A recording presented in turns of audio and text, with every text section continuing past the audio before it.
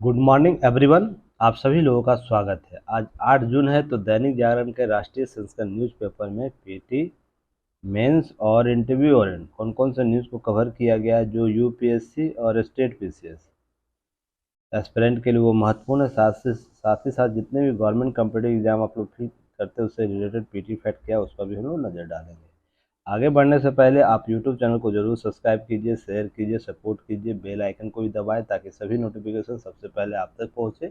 और comment section महत्वपूर्ण जो पीटी फैक्ट प्रश्न पूछे जाते हैं उसका उत्तर देने का प्रयास कीजिएगा। आगे बढ़ते हैं। आज के न्यूज़ में बहुत ही इम्पोर्टेंट खबर है जो आपको यूपीएससी के जीएस पेपर थर्ड से कृषि विकास और एमएसपी से संबंधित मुद्दों पर प्रश्न पूछा जाता है तो वहाँ से कवर किया जाएगा, उस न्यूज़ को टैली करता है। ध्यान रखिएगा बीपीएससी जैसे एग्जाम के लिए, पीसीएस एग्जाम के लिए जीएस पेपर 2 में यह आएगा। बाकी सभी लगभग सभी के जीएस पेपर सेम होते हैं तो ध्यान रखिएगा, उसको कवर कीजिएगा यूपीएससी के टॉपिक से कोऑर्डिनेट करके। ठीक है, आगे हम लोग बढ़ते हैं। देखिए न्यूज़ में जो किसान होंगे समृद्ध, एमएसपी से सबसे बड़ी वृद्धि की गई है, इस पर चर्चा जो की गई उसको ध्यान में रखिएगा।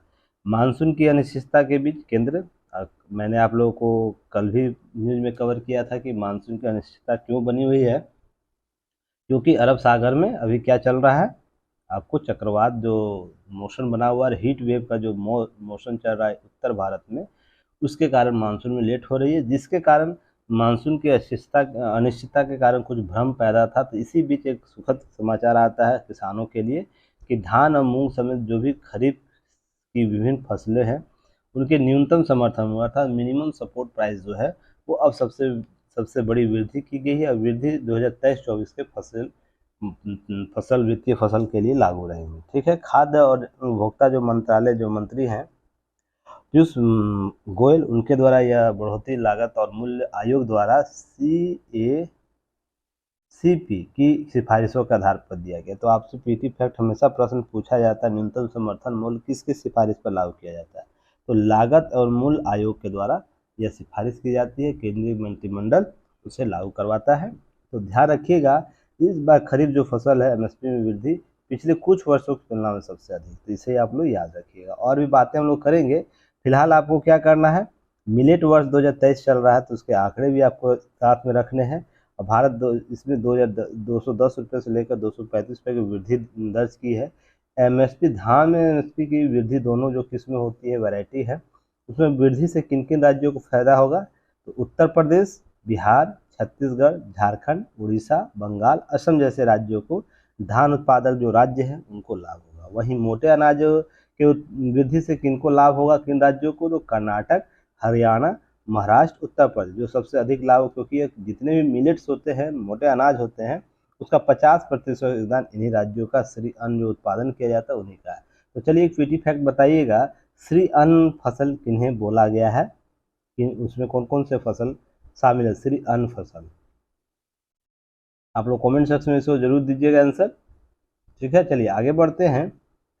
अब श्री अन्न फसल से किनको लाभ होगा, बिहार, मध्य प्रदेश, तमिलनाडु, तेलंगाना, आंध्र प्रदेश से समेत अन्य सभी राज्यों को मक्का किसानों को राहत देते हुए मक्का एमएसपी से संबंधित जो वृद्धि की उनसे लाभ, अर्थात मक्का में वृद्धि से किन राज्यों को लाभ होने वाला है, बिहार, मध्य प्रदेश, तमिलनाडु, तेलंगाना, आंध्र प्रदेश को। थोड़ा सा इसे याद रखिएगा। और लिस्ट दिया गया है तो लिस्ट में जो बातें की गई है तो ध्यान रखिएगा, एमएसपी जो 23-24 की वृद्धि है 22-23 और 23-24 का आंकड़े याद रखिएगा। तो धान का याद रखिएगा आप लोग, रागी का याद रखना है, मक्का, अरहर, मूंगफली, सोयाबीन, कपास, इतना का कम से कम याद रखना आप लोगों का, कितना वृद्धि हुआ, कितना प्रतिशत वृद्धि किया गया है, सभी का थोड़ा सा लाभ याद रखिएगा। देखिए यहाँ पर प्रतिशत में दिया हुआ है, बढ़ोतरी 22-23 के मुकाबले कितनी हुई ये भी दिया गया है।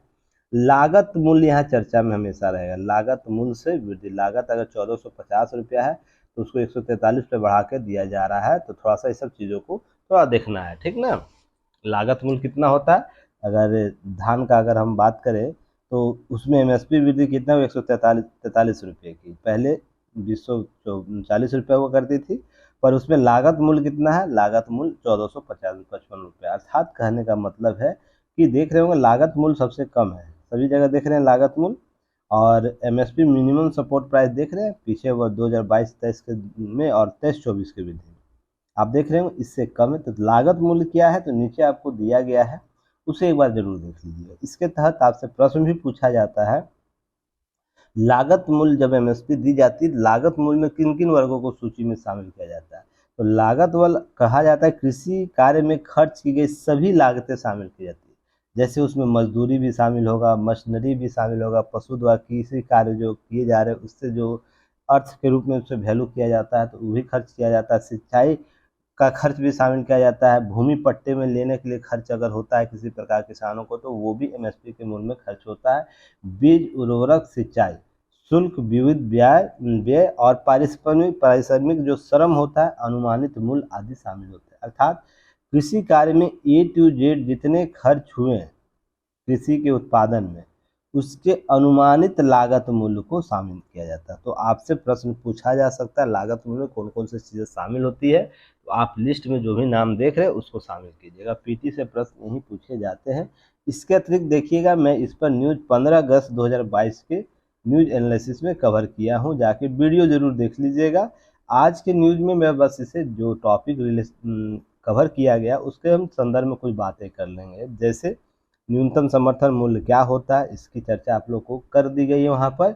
अर्थात न्यूनतम समर्थन मूल्य किसी फसल के लिए वह न्यूनतम मूल्य होता है जिसे सरकार किसानों के लिए लाभकारी मानती है। अर्थात इसके लिए उसके माध्यम से क्या देता है, उसे लाभ अर्जित करता है, समर्थन देता है।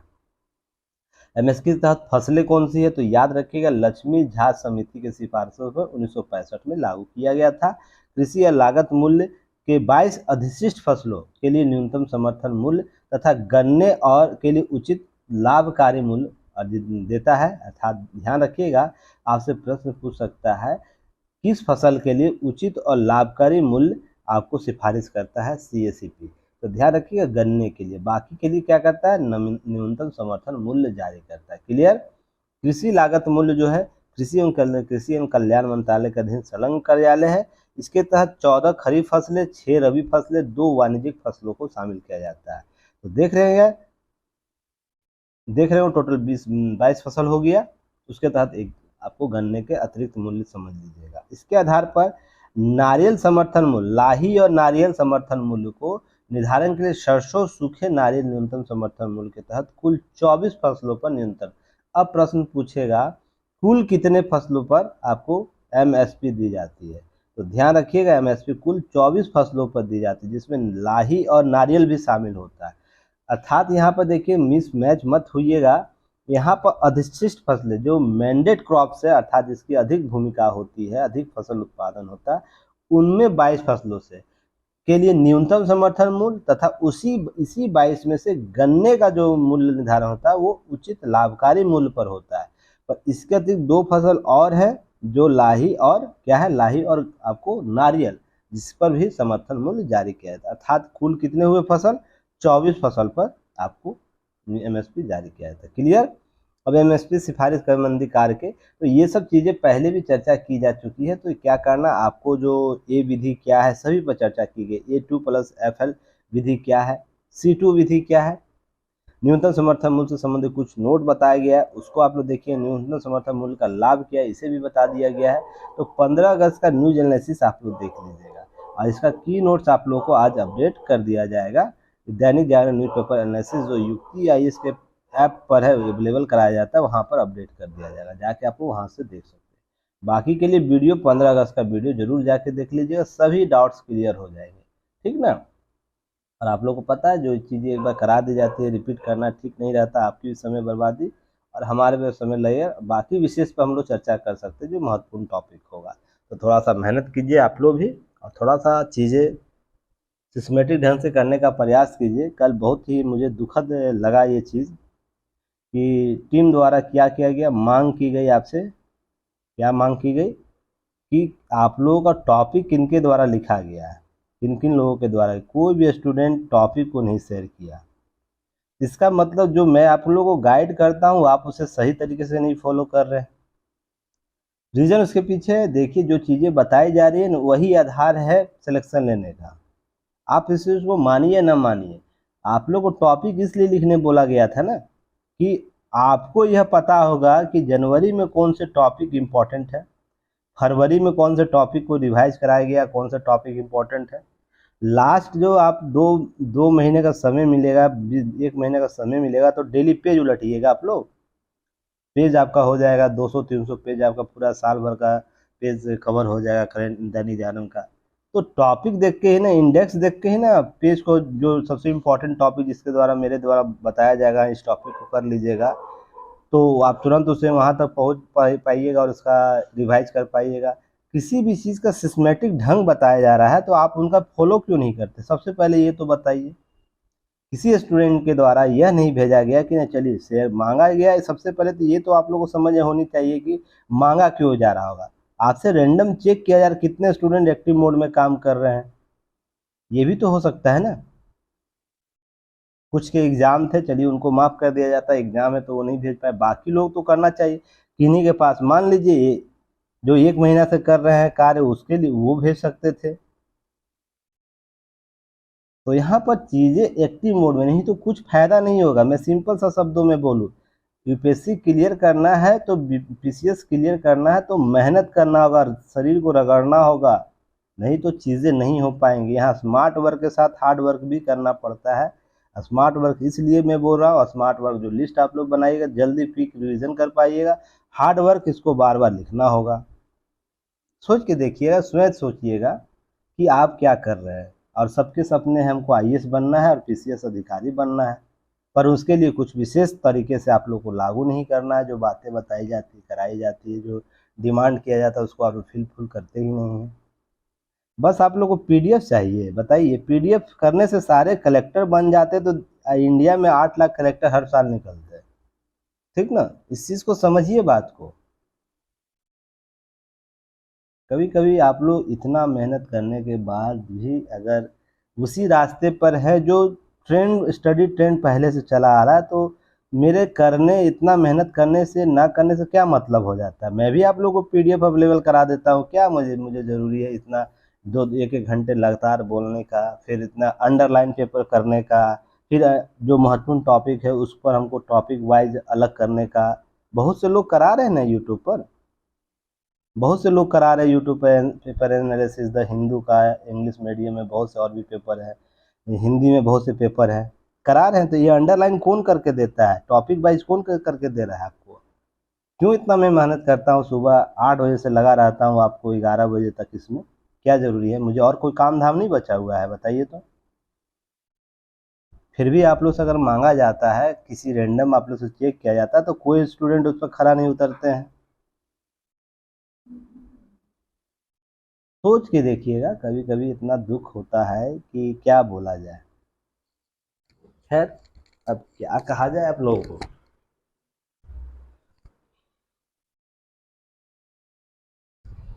आप लोगों को फिर कुछ बोलने का तो बनता नहीं है। चलिए, जो करना है करिए आप लोग भी।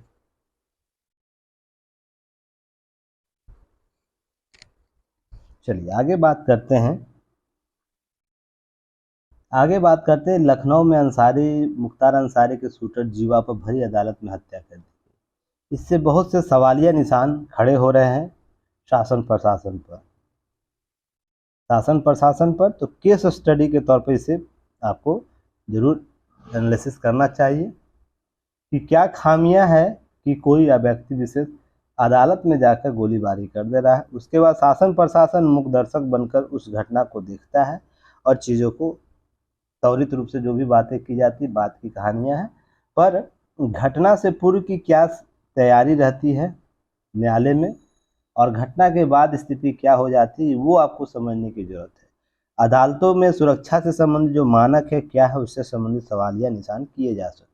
तो इस स्टडी को अच्छे से देखिएगा, कवर कीजिएगा। चलिए नेक्स्ट हम बात करते हैं, केस स्टडी दूसरा है, माँ बेटे समेत 3 को एम्बुलेंस में जिंदा जला दिया गया।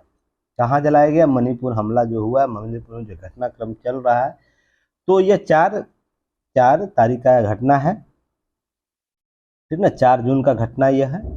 जहां पर क्या हुआ कि मणिपुर में जो विवाद चल रहा उसमें 8 वर्ष के घायल बच्चे को क्या हुआ, भीड़ ने पहले रोका एम्बुलेंस को, उसके बाद फिर उसमें आग लगा दी। एम्बुलेंस में बैठे बच्चे, मां समेत अन्य रिश्तेदारों की जलकर मौत हो गई। इस वारदात के बाद भारतीय सुरक्षा बलों ने अपना अभियान शुरू किया। देखिए, विरोध होना चाहिए। अगर आपका किसी अधिकारों का हनन हो रहा है तो किसी गुट द्वारा या गुटों द्वारा जो भी है, विरोध होना चाहिए, हिंसा नहीं होनी चाहिए। हिंसा होगी तो राज्य को सशक्त एक्शन लेना चाहिए, उसके लिए कोई किंतु परंतु नहीं होना चाहिए। अगर नहीं होता तो कोई व्यक्ति विशेष या गुट विशेष इस प्रकार की घटना करता है तो उसको खड़े चौराहे पर गोली मारो प्रशासन के द्वारा, ऐसी व्यवस्था होनी चाहिए। कोई दया की भीख नहीं होनी चाहिए। सोच सकते इस निर्मम हत्या किस पर जाएगा? अज्ञात लोगों पर जाएगा, क्योंकि वहाँ ज्ञात तो कोई होंगे नहीं, तो कौन इसकी जिम्मेवारी लेगा? तो यहाँ पर समझने वाली बात है, ये मानवीय मानवीय जो हमारी चलन है, हमारे पास विरोध प्रदर्शन करने का जो अधिकार है उसका कहीं ना कहीं हनन हुआ है। तो इसमें जो व्यक्ति विशेष की जलाकर हत्या कर दी गई है, इसका जिम्मेवारी उन लोगों पर ही होगा जो हिंसा के भागीदार हैं।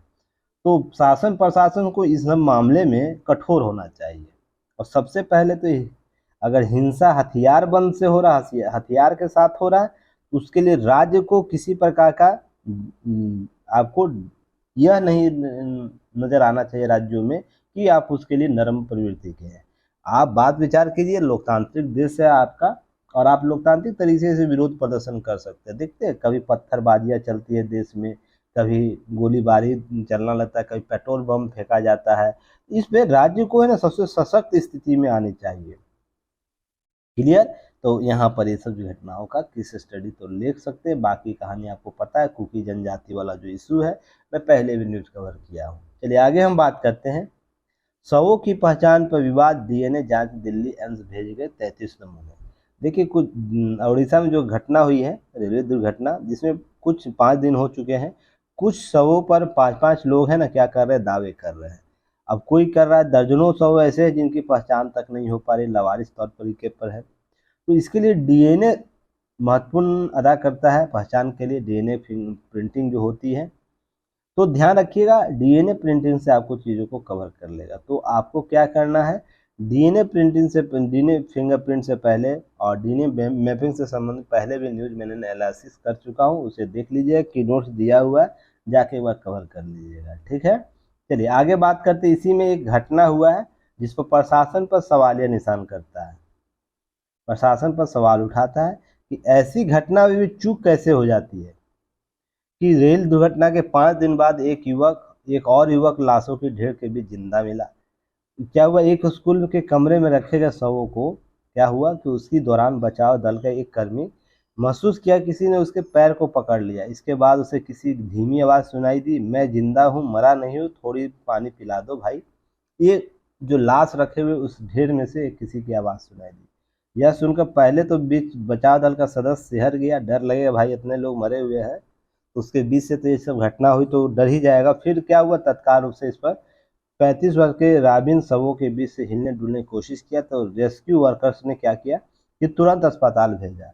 तो यहाँ पर सवाल यह उठता है कि आपने जो भी लाश वहाँ रखी है उसकी प्रॉपर वे से चेक किए कि उसकी धड़कन चल रही है या नहीं चल रही है, या बैकअप आपने कंटिन्यू उसमें देखा कि मान लीजिए कोई उस हालत में, अभी मान लीजिए आपने चेक किया 8 बजे 8 AM में चेक किया है सभी शवों का कि सभी शव मृत पाए जा रहे हैं, पर मान लीजिए उसमें कोई शव उस समय बेहोश होगा या अचेत अवस्था में चला गया होगा इस घटना को देखने के बाद, तो रेंडमली आपको 12 आवर 24 आवर के बाद पुनः सभी शवों को चेक करना चाहिए था। क्या प्रशासन को ये इस ग्राउंड लेवल पर ये चीज़ें नहीं जानकारी होगी कि इस प्रकार की भी घटनाएं हो सकती, कोई अचेत अवस्था में चला गया होगा, कोई कोमा अवस्था में चला गया, इस घटना को देखकर अगर मान लीजिए ऐसी स्थिति में कोई व्यक्ति विशेष इसके लेकर चला जाता 5 दिन पहले इसका कोई जो इस लाश का जो मान लीजिए वारिस जो भी रहे वो लेके चला जाता, जला देता उसको भी तक, तो जिंदा व्यक्ति भी जल जाता। तो सोचने वाली बात है, प्रशासन लापरवाही किस स्तर पर करता है। ऐसी ही लापरवाहियों का परिणाम है कि इस प्रकार की घटना होती है, रेल दुर्घटना या कोई भी इस प्रकार की घटना, कि कर्तव्यनिष्ठ वर्क जो होना चाहिए, कार्य होना चाहिए, वो कर ही नहीं पाते क्योंकि उनको खाना पूर्ति करनी रहती है हर चीज़ को लेकर। अब मान लीजिए मैंने उस दिन बताया कि ऐसे इतने इतने लाशों को रखने के लिए प्रॉपर भी व्यवस्था नहीं होती है, पर प्राथमिक स्तर पर तो जांच की ही जा सकती है ना, कि हम 2-3 शिफ्ट में जांच कर सके उसी शव का, ताकि यह पुख्ता सबूत यह प्राप्त किया जा सकता है वो जो व्यक्ति समूह जो वहाँ लाश रखा गया सभी मृत हैं। ये चीज़ तो किया ही जा सकता है। तो प्रशासन पे ये सवालिया निशान करता है कार्य और दायित्व और कर्तव्य निष्ठा पर। ठीक है, चलिए आगे हम लोग बात करेंगे। अब कनॉट पैलेस के तर्ज पर देश में खुलेगा खादी इंडिया शोरूम। तो खादी के प्रोडक्शन के लिए बढ़ावा देने के लिए ये ब्रांडेड आपको क्या होगा, प्रसिद्ध कनॉट पैलेस में एक शॉप है खादी प्लेस, वैसे ही अन्य जगह स्टोर खुले जाएंगे तो खादी के लिए बढ़ावा बाजार मिलेगा।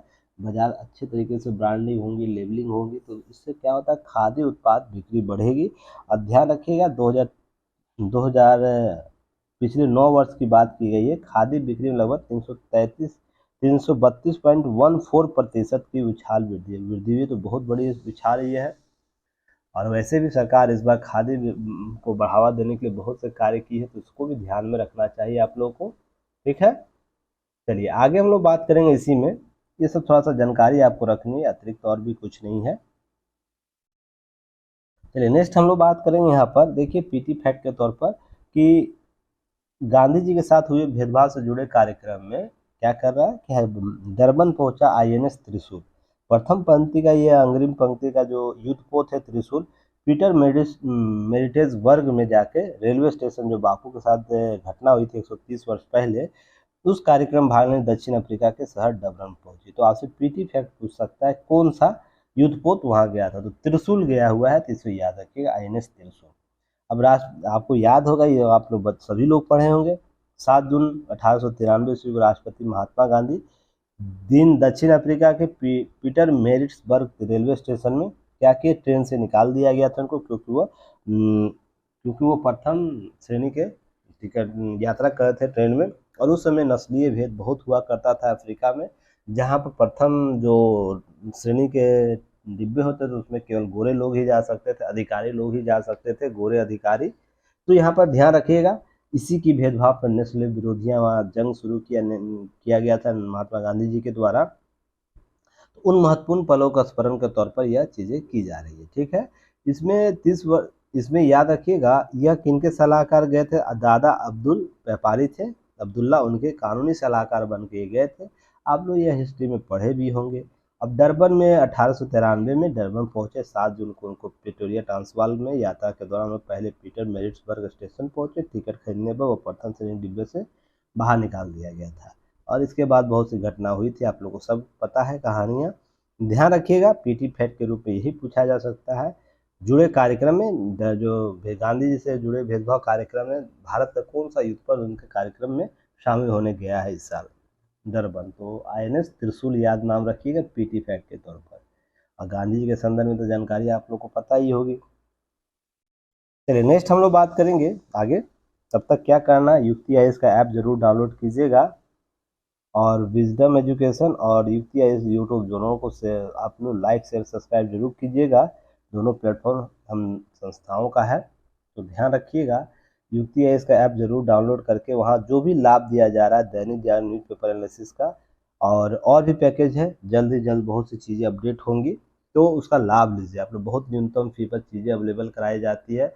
अब इसका अर्थ यह मत समझिएगा कंटेंट में कोई क्वालिटी में कमी है, आप क्वालिटी के साथ कोई समझौता युक्ति आईएएस नहीं करता, वो जाके देखिए। हम यही चाह रहे हैं कि अधिक से अधिक लोगों तक हमारी पहुंच स्थापित हो, इसलिए प्राइस को कम रखा जाता है। अब सोच के देखिए 999 रुपया के दैनिक जागरण एनालिसिस में आपको 1 ईयर तक 365 दिन तक क्या है, 1 साल तक वैलिडिटी के साथ क्या दिया जा रहा है, न्यूज एनालिसिस कराया जाता है, उससे संबंधित की नोट्स दिया जाता है। फिर उसके बाद बहुत से प्रश्न आपको पूछे जाते हैं दैनिक एनालिसिस के दौरान, उसका रिव्यू किया जाता है। साथ ही साथ हर वीक आपको क्वेश्चन एनालिसिस भी कराया जाता है, जो 5 क्वेश्चन होता है, जो 2 हफ्ते 2 टेस्ट हो चुके हैं उसमें। तो ये लगातार 1 साल तक 365 दिन तक चलेगा, मात्र 999। अब सोच के देखिए, पर टेस्ट का हिसाब ले लीजिए, पर क्वेश्चन का हिसाब ले लीजिए, या तो की नोट्स दिया जा रहा है, कितना रुपया कितना पैसा बैठता है आप ही सोच के देखिएगा। तो जो कराया जा रहा है बस ये मिनिमम सपोर्ट प्राइस हम लोग का है, इसलिए कि संस्थाओं को चलाने के लिए कुछ अर्थ की भी ज़रूरत है, कुछ मनी की ज़रूरत होती है, जो आपके सपोर्ट से सहयोग से ही प्राप्त होगा। हमारे तरफ से बस no cost no loss, no loss no profit वाले कॉन्सेप्ट पे चला जा रहा है। ध्यान रखिएगा, बस पहुँच हम लोग की स्थापित हो जाए आप लोगों तक, तो हम लोग फिर चीज़ों को अपग्रेड करेंगे। ध्यान रखिएगा, फिर भी मिनिमम प्राइस ही ऑल ओवर इंडिया रहेगा, तो ध्यान रखिएगा, इस सब चीज़ों को सपोर्ट कीजिए। अब भारत पीटी फैक्ट के तौर पे याद रखिए, भारत में किया गया अग्नि प्राइम मिसाइल का सफल परीक्षण, तो यह भी पीटी फैक्ट के तौर पर पूछा जा सकता है। और मैं आप लोगों को पटना थ्योरी बताया था, एकीकृत प्रशिक्षण प्रणाली जो भारत लेकर आया है, तो उसे भी आप लोग जरूर कवर कीजिए। सभी पर की नोट्स दिया हुआ है ऐप पर, आप जाके वहाँ देखिए, ठीक ना, प्राप्त कीजिए और उसका लाभ लीजिए। अभी 162 आपको, सॉरी 168 पीडीएफ दिया जा चुका है, और वही पीडीएफ बार बार रिवाइज आपको उसके सभी टॉपिक होंगे, कुछ नए टॉपिक्स आते हैं उसको ऐड कर दिया जाता है, तो आप उसका लाभ लीजिए। कम संसाधन से अधिक प्रॉफिट कैसे प्राप्त किया जा सकता है एग्जाम में, उस टेक्निक को सीखिए। जरूरी नहीं है कि आपके पास 10,000 पीडीएफ होगा तो ही आपका सिलेक्शन होगा। सिलेक्शन उनका होता है जो कम सोर्स रखते हैं और अधिक बार उसको पढ़े रहते हैं। आपके पास 10 बुक है, लिस्ट है, और 10 को कम से कम 10 बार पढ़े हों, 10 बार रिवाइज किए हों, उसका सिलेक्शन होगा। ये नहीं कि 1000 बुक आपके पास हो और उसको एक बार भी नहीं पढ़े हों, उनका सिलेक्शन नहीं होगा।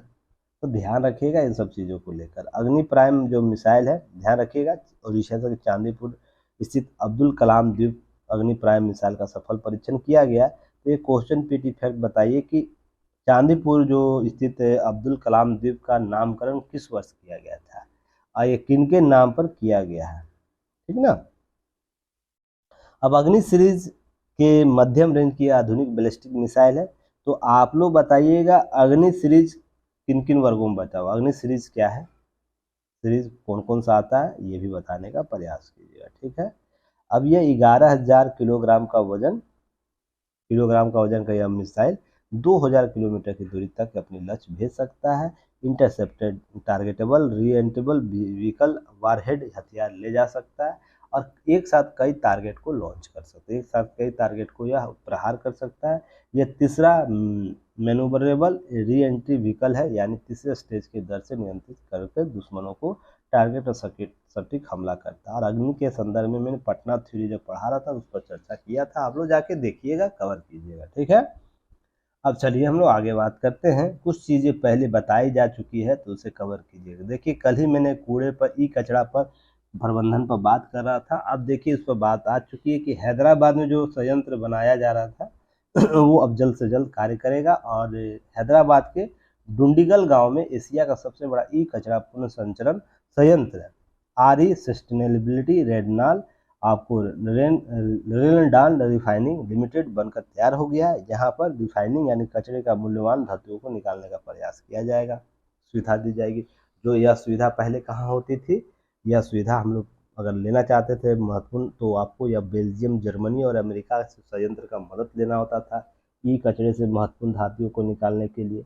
तो ध्यान रखिएगा, कल महत्वपूर्ण धातु कौन कौन से निकलती है तो आप लोग को कल बताया गया था, तो क्वेश्चन बताइएगा आप लोग, ई कचरा से कौन कौन से महत्वपूर्ण बहुमूल्य धातु निकाले जाते हैं, कौन कौन से आपको रणनीतिक धातुएं प्राप्त होती है, आप लोग पीटी फैक्ट के तौर पर इसे बताइएगा, कमेंट सेक्शन लिख दीजिएगा। जो जितना मेहनत करेगा, जो जितना लिखेगा, आपको उतना प्राप्त होगा। अब याद रखिएगा, संयंत्र की क्षमता 20,000 टन सालाना है। प्रति क्विंटल ई कचरे से ध्यान रखिएगा 10 ग्राम सोना निकलता है। इसके लिए क्या बनाई गई है, तिजोरी बनाई गई वहाँ, उसे भी सुरक्षित रखना है ना, सोना निकाले कोई लेकर भाग जाएगा तब। बहुत सा चीज़ है जो निकलेगा संयंत्र में, मूल्यवान वस्तु। अब कोई वर्कर है, बदमाशी किया, मजा इंजॉय करने लगेगा, हट कर कुछ करना चाहेगा, निकाला लेके चल गया, तो भाई अमीर तो वो हो जाएगा ना, तो संयंत्र जो लगाया है वो कैसे अमीर होगा। तो थोड़ा सा इसके लिए तिजोरी भी बनाया गया है, तो थोड़ा सा ध्यान दीजिएगा इस सब चीज़ों पर। चलिए नेक्स्ट हम बात करेंगे आगे। हालांकि देखिए आज पॉलिटिकल है, पॉलिटिकल कांग्रेस बढ़ेगी तो सिमटे की क्षेत्रीय दल पॉलिटिकल आपको आपको दिया गया है आलेख, थोड़ा सा इसको थोड़ा सा बचिएगा इन सब चीज़ों से, पर आपको एक बार रिवाइज कर लीजिए कैसे सिमटेगी दल।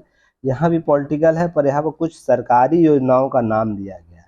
ये भी भाजपा के कोई नेता है, राज्यसभा के नेता है, सदस्य राज्यसभा के, उनके द्वारा किया गया। तो लोक कल्याण के संदर्भ में कुछ बातें की गई इनके द्वारा, सरकारी योजनाओं का नाम दिया गया। तो उस नाम को थोड़ा सा आप लोग नोट डाउन कर लीजिएगा, आने वाले समय में काम देगा। जैसे, हालांकि इनका अपना विचार है, यहाँ पर कुछ चीज़ें आपके व्यक्तिगत भी हो सकते हैं।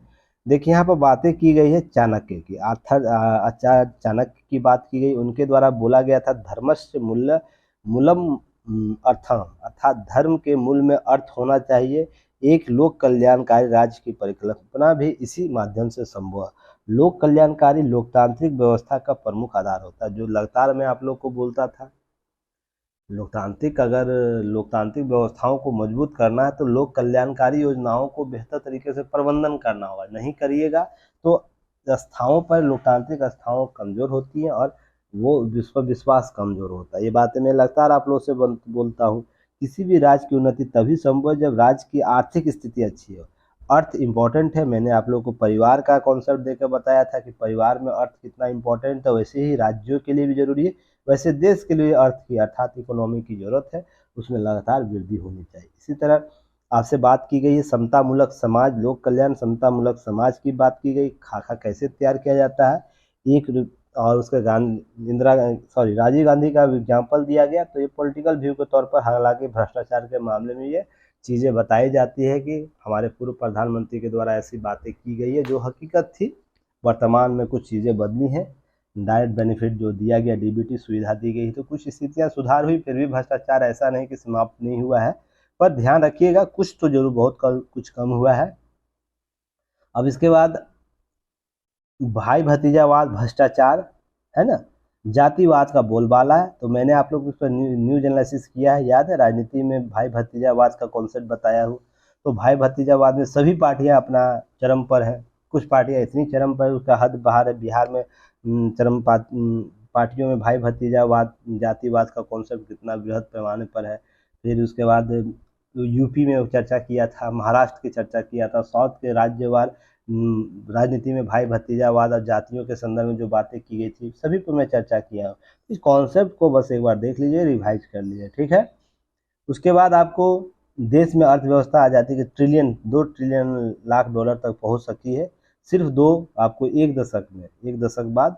और वहीं आपको 2014 के बाद की बात की जाए तो यहाँ पर आपको बहुआयामी परिवर्तन की बात की जा रही है। रिफॉर्म, सुधार और ट्रांसफॉर्म अर्थात कायाकल्प के इस दौर में देश एक सकारात्मक बदलाव महसूस कर रहा है। और ऐसे रिफॉर्म कौन कौन से हैं, ट्रांसफॉर्म क्या किया गया है, इससे संबंधित आपको चीज़ों को जानकारी होनी चाहिए। देखिए, पॉलिटिकल नज़रिया है जरूर, क्योंकि कोई भी पार्टी विशेष अपनी बात रख रहा है तो पार्टी की प्रशंसा तो करेगा ही, पर उसमें जो टर्मिनोलॉजी यूज किया है, सरकार के पक्ष का आदमी है, तो उससे टर्मिनोलॉजी को आपको की नोट्स बनाकर उस पर अपने चीज़ों को अपडेट कर लेना है। क्लियर है ना। अब उसके बाद मनरेगा की बात की गई। एक समय भ्रष्टाचार का पर्याय बन चुका था मनरेगा। तो मनरेगा के संदर्भ में बहुत सी चीज़ें आपको अपडेट मैंने पहले भी कर चुका हूँ, की नोट्स दे चुका हूँ, तो आप उसे एक बार कवर कर लीजिएगा। सारे के डाटा एनालिसिस किया जा चुका है, कुल मिलाकर यही है।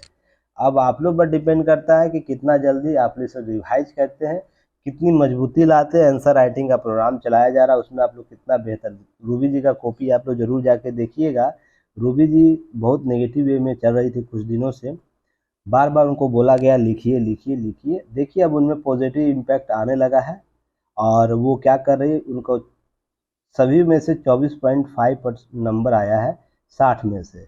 अब देखिए यह, और भी जिसमें से कुछ क्वेश्चन उनके द्वारा नहीं लिखा गया, लिखा जाता तो ये संख्या लगभग आपको 35 के आसपास आ जाता ये नंबर। तो ध्यान रखिएगा। तो ये बहुत अच्छा है, 60 में से 35 आया तो समझ सकते 50+ है, तो बहुत अच्छा है, इनका इम्प्रूवमेंट है। धीरे धीरे और भी इनमें आएंगे, और भी इम्प्रूवमेंट आएगा, तो यह संख्या 45 के आसपास आ जाएगा। जिस दिन ये हो गया कि 60 में से 45 आने लगा, आपका सिलेक्शन कोई नहीं रोक सकता है। ध्यान रखिएगा, मेहनत, बिना मेहनत के कोई उपाय नहीं है।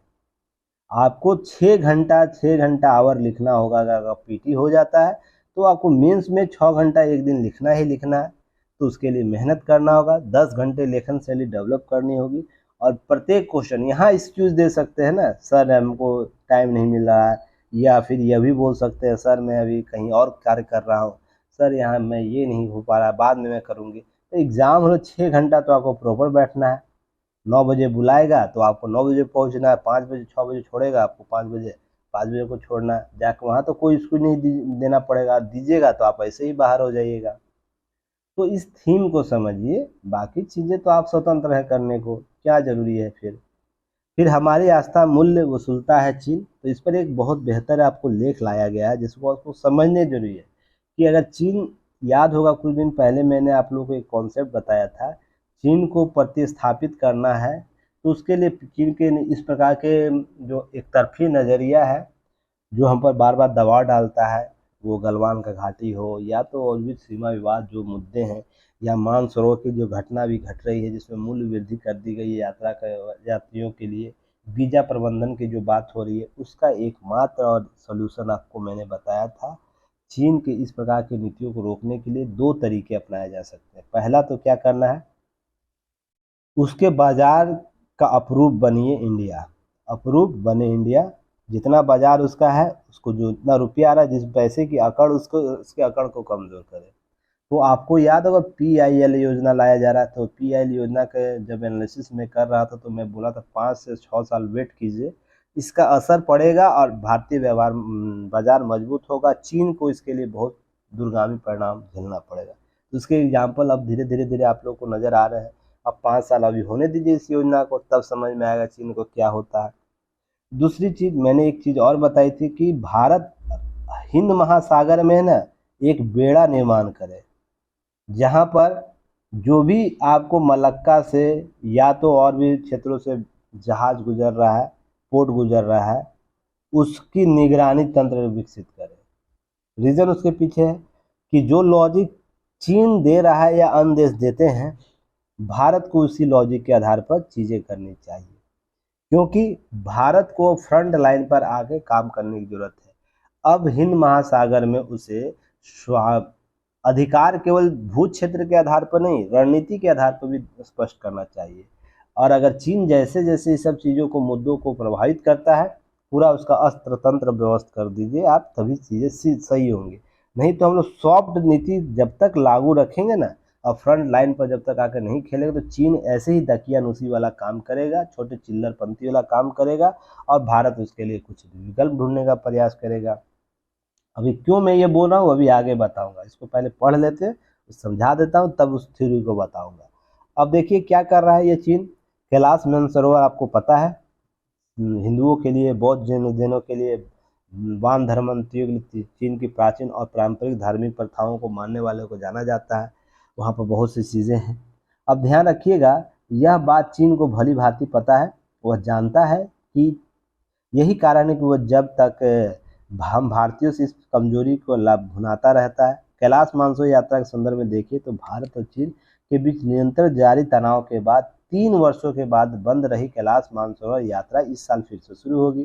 कैलाश मानसरोवर टूर पैकेज की लागत अब प्रति व्यक्ति 1.5 लाख रुपये की जगह कम से कम 2.5 लाख रुपये अर्थात $3,000 कर दिया गया। पहले $1,800 था अमेरिकी डॉलर, अब $3,000 कर दिया, अर्थात पहले 1.5 लाख खर्च होता था टूर पूरा पैकेज में, अब 3 लाख देगा। उसको पता है कि धर्म से संबंधित यह यात्रा है, तो भारतीय इसकी पेमेंट करेंगे करेंगे। अब 5 लाख करो, 10 लाख करो, जो लोग जाने को इच्छुक रहते, जिनकी मान्यताएं रहती है, आस्था जुड़ी हुई, वो पे करेंगे। इसका मतलब ये ब्लैकमेलिंग हुआ ना, ब्लैकमेलिंग हुआ कि हम तुमको खोल रहे हैं। उसके पीछे तर्क वो क्या देता है, यह लाजमी आपको समझने की जरूरत है। तर्क वो यह दे रहा है, देखिए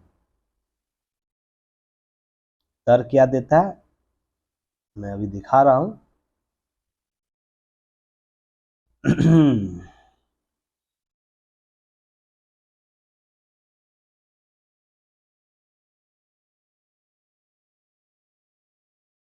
एक सेकेंड, अभी दिखा रहा हूँ क्या तर्क देता है भाई साहब सब।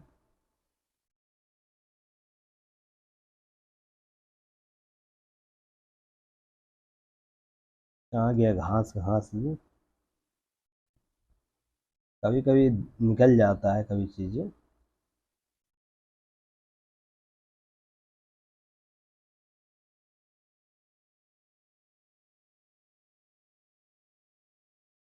अब मिलेगा नहीं, जब ढूंढिए तो उसमें मिलता नहीं है, यही तो दिक्कत है।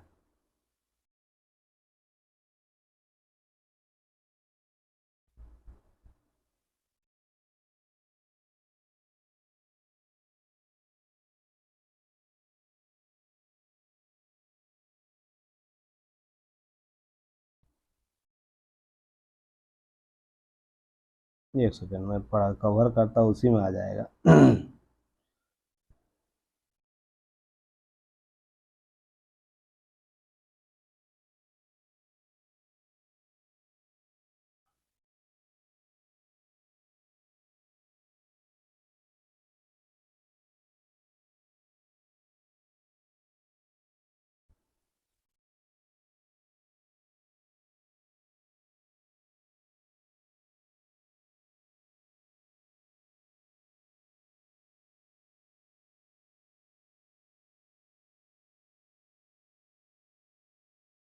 चलिए अभी मैं इसको कवर करता हूँ, कहाँ लिखा हुआ अपनी नज़र आ जाएगा खुद से। है कहीं लिखा हुआ, याद होगा, अगर आप लोग को नज़र आ रहा होगा तो देखिएगा। घास की वहाँ पर क्षति हो रही है, कैलाश मानसरोवर में घास की कमी बताया जा रहा है उसके द्वारा, अथी उसकी प्राकृतिक, अब प्राकृतिक जो बनावट है उसको बोल रहा है कि इस यात्रा के दौरान प्राकृतिक जो बनावट है उसमें छेड़छाड़ हो रहा है, तो उसकी घास की कमी हो रही है, तो उसकी पूर्ति किससे की जाएगी? इन्हीं लोगों से की जाएगी। इसलिए बात है कि तीर्थ यात्रियों की से क्या होगा कि पैसे ज़्यादा लिए जा रहे हैं। तो इसमें कुछ चीज़ों को स्पष्ट किया है, तो मैं अभी दिखाऊंगा, कहीं लिखा हुआ था, मुझे ध्यान नहीं आ रहा है, मिल नहीं रहा भी है। फिलहाल देखिए, बात कीजिएगा इसके अतिरिक्त कि भारत और चीन के सरकारी जो तीर्थ यात्रा है उसके मार्ग, भारत लगभग 3 मार्ग है, जिसमें आपको याद रहना चाहिए कि यह 1433 किलोमीटर का है। यह पारंपरिक मार्ग ब्रह्मदेव या टनकपुर से शुरू होकर सेनापति, चंपावत, रामेश्वर, गोल्लीहाट और पिथौरा घाट से लिपू दर्रे होते हुए जाता है। लिपू दर्रा अभी हाल ही में चलता था, नेपाल और भारत के बीच विवाद के कारण था, लिपू लेख धारा विवाद में था दर्रे। अब इसी के साथ विदेश मंत्रालय हर साल जून में सितंबर तक 2 अलग-अलग मार्ग लिपू लेख दर्रा उत्तराखंड और नाथुला दर्रा सिक्किम के करता है। कैलाश मानसरोवर का एक तीसरा, आपको भी तीसरा है रास्ता, रूट है, काठमांडू से होकर जाता है। तीनों रास्तों में कम से कम 14 से अधिकतम 21 दिनों तक आपको समय लगता है। कैलाश भू क्षेत्र क्या है? संयुक्त धरोहर है दोनों का, भारत, चीन और नेपाल का। तो चीन कब्जा जिस पर अधिकतर चीन का रहता है। ध्यान रखिएगा, भारत का लगभग 6836 वर्ग किलोमीटर क्षेत्र आता है इस क्षेत्र में। तो इसे क्या कह रहा है कि यह 3 यात्रा आपको यहाँ से कर सकता है। काठमांडू से भी एक यात्रा है, लगभग भारत अपना 68-36 वर्ग किलोमीटर का क्षेत्र लाता है, जिसमें 4 नदियाँ, पनार, सरयू, सरयू रामगंगा, गोरी काली और घोली काली बहती है। पौराणिक मान्यताओं के अनुसार इसी के आसपास कुबेर की नगरी है और भगवान विष्णु कर कमलों से निकला हुआ कैलाश पर्वत चोटी है। ये सब बातें आंकड़े हैं, थोड़ा सा इसको देख लीजिए, धार्मिक अवसर है। इसके बाद देखिए, इससे पहले सख्त हुए नियम है। क्यों हुआ है नियम? अब वीजा देने के लिए तीर्थयात्री शारीरिक रूप से वही उपस्थित होना पड़ेगा। पहले ऑनलाइन होता था, अब ऑनलाइन नहीं होगा। इसके लिए जितने लोग जाएंगे उसको शारीरिक रूप से वहाँ पर वीजा देना होगा। कहने का अर्थ है कि भारत के मान लीजिए कोई साउथ से कोई व्यक्ति जाना चाहता है मानसरोवर यात्रा करने के लिए, तो यहाँ से तुम भाई पहले जाओ उन क्षेत्रों में, वहाँ से वीजा दो। और मान लो किसी कारणों से वीजा नहीं मिलेगा, बहुत से कारण हो सकते वीजा न मिलने का, तो भाई साहब यहाँ से लौट के आप आ जाओ। तो किस तरह का शारीरिक और मानसिक प्रताड़ना झेलना पड़ेगा किसी यात्री को, सोच के देखिएगा। उसके बाद कम से कम 5 समूह में होना होगा, उनमें से 4 लोगों को शारीरिक रूप से क्या होना होगा, उसमें उपस्थित होना होगा। अगर 5 का समूह बना के जाना होगा और उसी में अगर 4 लोगों को सशरीर उपस्थित होना है, तो वीजा प्राप्त नहीं होगा। अब इसके सही ध्यान रखिएगा, वर्कर्स हेल्पर, नेपाल के किसी वर्कर्स या हेल्पर का साथ लेंगे तो $300 यानी 24,000 रुपया अतिरिक्त चुकानी होगी। अर्थात 2.5 लाख तो पहले दे ही रहे और 24,000 दीजिए, इसे अतिरिक्त चुकाने। इस शुल्क को ग्रास डैमेजिंग फी कहा गया। देखिए, मैं जो अभी ढूंढ रहा था उतना देर से मिल गया, ग्रास डैमेजिंग फी कहा गया था। चीन का तर्क है कि इस यात्रा के दौरान कैलाश पर्वत के आसपास के घास को नुकसान पहुंचता है। अब कितना अच्छी बात है, पर्यावरण को संरक्षित रखो भाई, कोई दिक्कत नहीं है। पर जब आप हिंद महासागर से जब जाते हो, आपके जहाज लेकर जाता है या विश्व का कोई भी जहाज जा रहा है वहां से, ठीक ना, तो हिंद महासागर का प्राकृतिक बनावट है वो भी तो डैमेज हो रहा है। तो इसलिए मैं बोल रहा हूँ कि भारत को हिंद महासागर में एक अस्थायी बेड़ा निर्धारित करना चाहिए, जिसका कार्य ही होगा सभी जहाज़ों को चेक करना। ठीक है ना। जिस दिन ये भारत कर लेगा ना, तो सारी एकड़ी चीन की है ना रुक जाएगी उसी दिन, क्योंकि हम जानता है कि हिंद महासागर में वो कमजोर स्थिति में, क्योंकि वो यहाँ से लाके बेड़े तो स्थापित नहीं कर सकता है ना।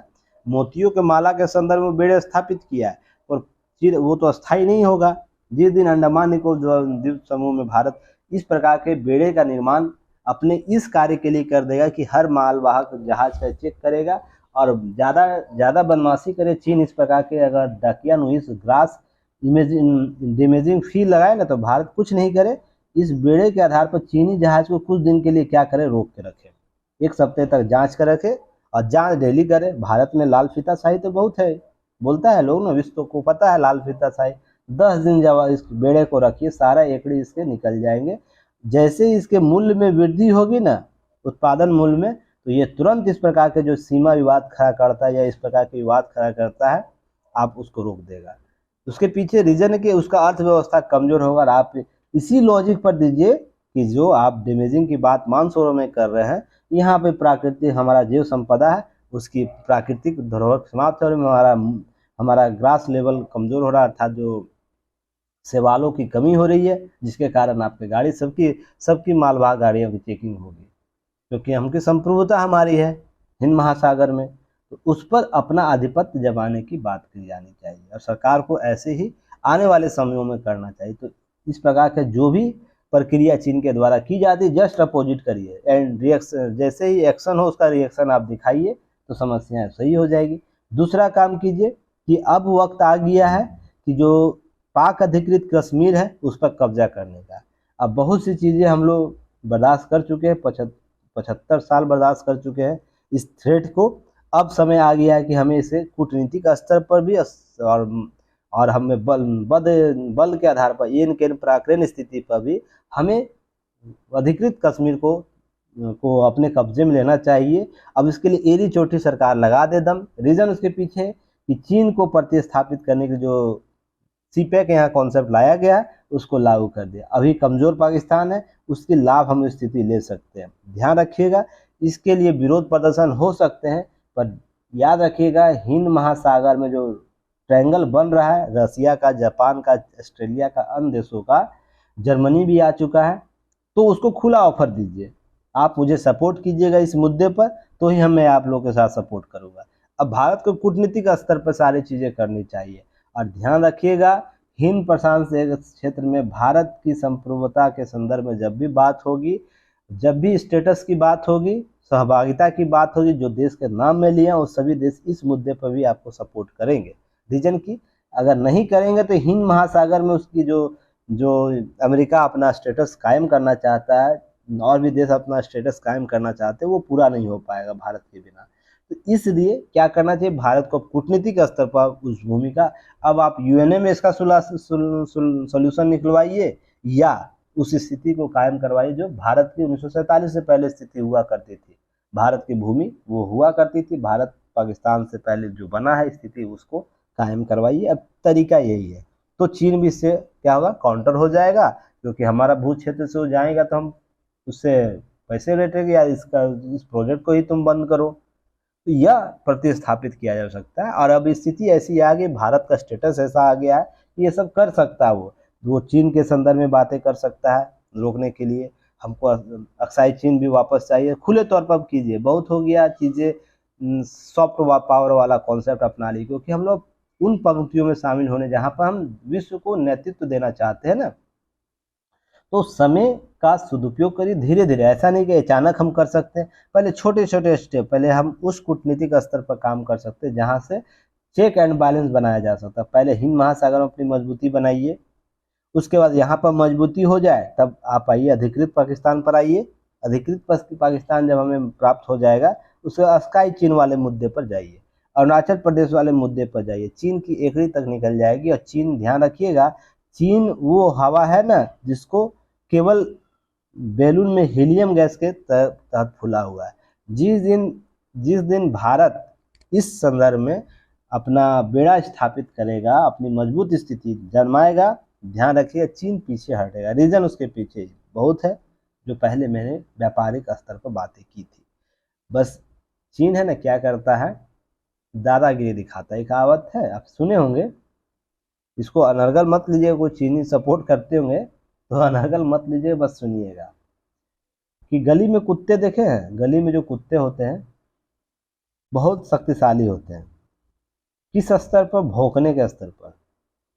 जाइएगा आप गली मोहल्ले में से, कोई गली में दूसरा कुत्ता आ जाए, इतना भौंकेगा, इतना भौंकेगा मत पूछिए। जब वही कुत्ता दूसरे गली में चले जाएगा, उसकी पूंछ है नीचे हो जाती है। इस कॉन्सेप्ट को समझिएगा। चीन उसी संदर्भित है। थोड़ा सा उस पर हम लोग कभी दबाव डाल देते हैं ना, थोड़े सा दबाव डाल देते, वो आता तुरंत राउंड टेबल पर आने के तैयार हो जाता है। समझ गए?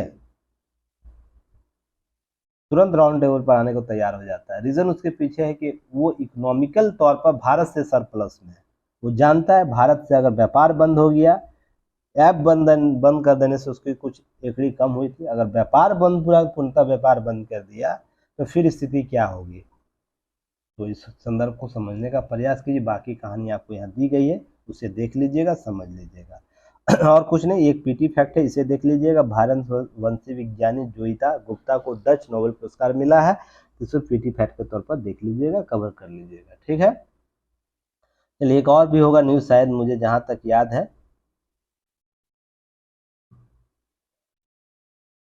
एक सेकेंड, कहाँ गया जी?